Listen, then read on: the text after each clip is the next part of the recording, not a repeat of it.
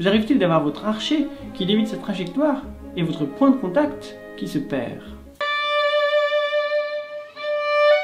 Comment l'éviter? Ou plutôt, comment le gérer? Car il est normal qu'aux extrémités, notre archer ne soit pas complètement parallèle au chevalet.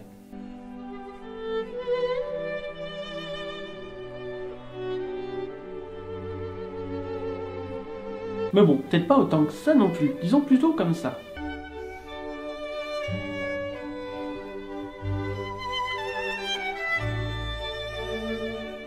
Donc voici 3 astuces pour garder notre archer à peu près parallèle au chevalet. La première astuce, c'est d'acheter un archer plus petit, pour éviter d'aller aux extrémités. Non, je plaisante. La première chose est de définir quelle partie de notre bras est active, selon où on se trouve dans l'archer. Pour moi, c'est toujours la main qui dirige et le bras qui accompagne. Et donc, en prenant les choses dans ce sens, on sent que dans la moitié inférieure, c'est l'ensemble du bras qui accompagne, et dans la moitié supérieure, c'est l'avant-bras. Vraiment ouvrir l'avant-bras, un peu comme une porte qui s'ouvre et qui se ferme. Ça permet d'avoir un son beaucoup plus ininterrompu. Il faut vraiment qu'on réussisse justement à garder ce parallélisme où qu'on soit dans l'archer. Et pour ça, évidemment, il faut que notre bras et notre main soient malléables. Donc l'ensemble du bras sera en mouvement, en réaction et non pas en action. Dans la moitié supérieure, le reste du bras bougera, mais ce sera la conséquence et non la cause. Donc dans la moitié inférieure, c'est l'ensemble du bras. Et dans la moitié supérieure, c'est l'avant-bras. L'ensemble du bras bouge dans la moitié supérieure, mais c'est une conséquence et c'est non la cause. C'est impossible de bouger l'avant-bras sans que l'arrière-bras ne bouge, mais maintenant l'arrière-bras est complètement passif. Parce que si on utilise tout le bras dans la moitié supérieure, qu'est-ce qu'on a?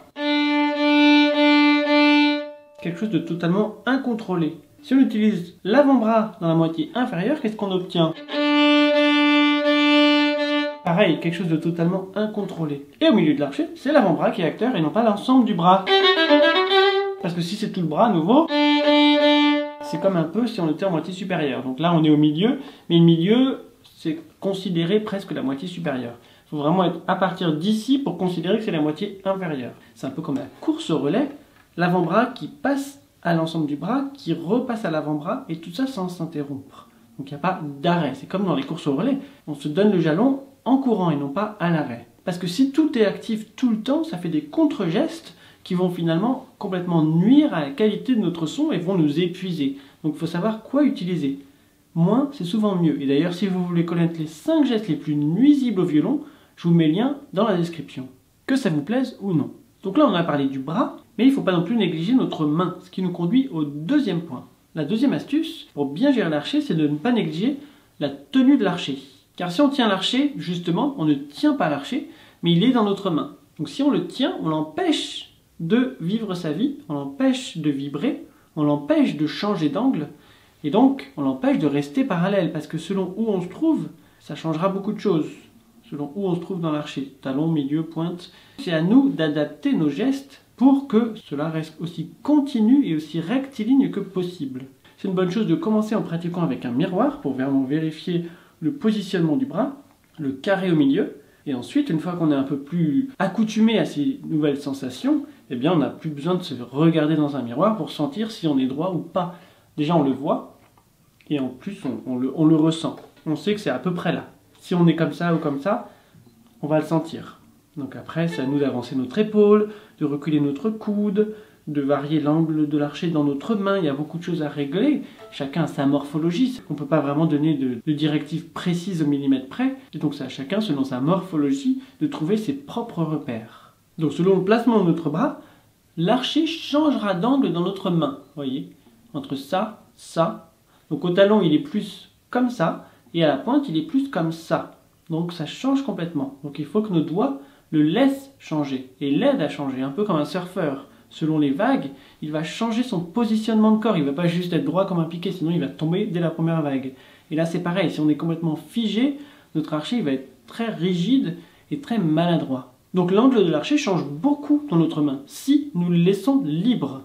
Mais si nous le tenons, nous l'empêchons de s'adapter et de changer d'angle comme il le devrait. C'est pour ça que les doigts doivent vraiment rester très malléables et flexibles et qu'il ne faut pas tenir l'archer, mais le laisser libre de s'exprimer dans notre main. Et en tenant l'archer du bout des doigts, ça nous empêche justement de le laisser libre. Pourquoi? Parce que si on tient du bout des doigts, on est obligé de le serrer, sinon il risquerait de tomber.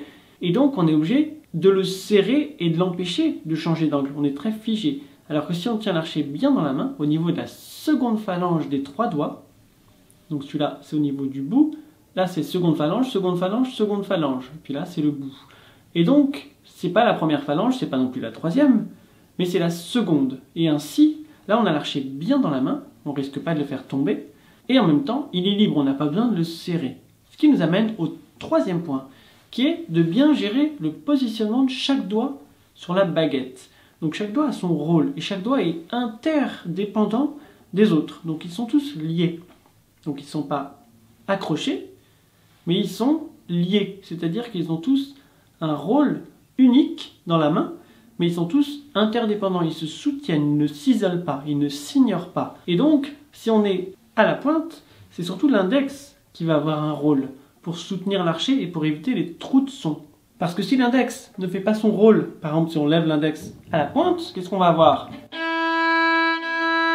Un trou. Si on veut soutenir le son, il faut que l'index fasse son boulot. Minimum de pression, mais il faut quand même qu'il fasse en sorte que l'archet adhère bien à la corde. Pareil au talon. Si l'annulaire ne fait pas son travail, ça va rajouter beaucoup de pression là. On a énormément de pression dans les doigts. Parce qu'il est en l'air. À la pointe, on n'a pas besoin de ce doigt, il peut être en l'air. Et d'ailleurs, c'est souvent le cas chez les violonistes.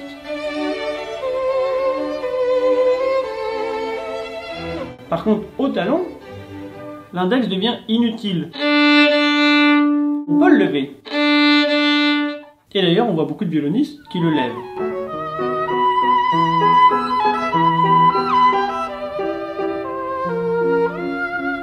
Enfin, ils le lèvent.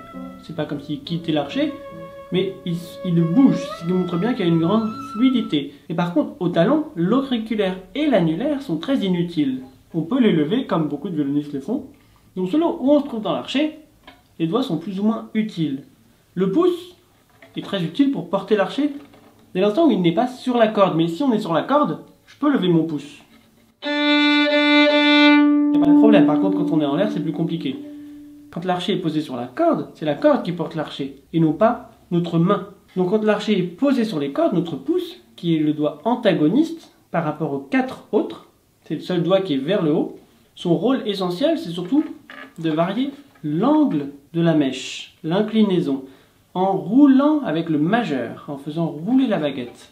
La boucle pouce majeur, qui est vraiment la fondation de l'archet, ça peut rouler. Cette boucle, avec ça on doit pouvoir tenir l'archet, et bien c'est ça qui va permettre de rouler. Au milieu, on n'a besoin de rien à part cette boucle-là. À la pointe, on a plus besoin de l'index. Au talon, on a plus besoin de l'annulaire et de l'auriculaire. Donc c'est vraiment selon où on se trouve dans l'archet que chaque doigt aura son rôle à jouer. Et petit bonus, ne tendez pas trop votre baguette. Vous voyez, on garde cette courbe pour pas rigidifier le bois. Parce que plus on tend et plus ça va rigidifier le bois, le rendre moins vibrant et moins docile. Mais tendez-la quand même suffisamment pour ne pas jouer sur le bois. Donc là, vous pouvez vérifier si c'est assez tendu. Si tout de suite on arrive sur le bois, c'est que c'est pas assez. Maintenant, s'il faut vraiment presser pour arriver sur le bois, c'est probablement que c'est un peu trop. Selon l'hygrométrie, selon tout ça, évidemment, ça variera, selon la température. Mais en gros, il ne faut pas que la baguette soit droite. Alors, pour résumer, on a vu qu'il faut définir quelle partie de notre bras est en mouvement selon le placement de l'archet sur la corde, tenir l'archet bien dans la main sans le serrer, pour lui donner la possibilité de s'adapter, et faire en sorte que chaque doigt joue son rôle d'équilibriste dans le maniement de l'archet. Voilà, j'espère que ces 3 conseils vont bien vous aider, et si vous avez une question ou une suggestion, n'hésitez pas à les mettre dans les commentaires. Je pourrais faire comme la plupart des youtubeurs, à vous dire de liker ma vidéo et de vous abonner à ma chaîne, mais quel intérêt, puisque vous l'avez déjà fait. Donc on se retrouve très bientôt pour la suite.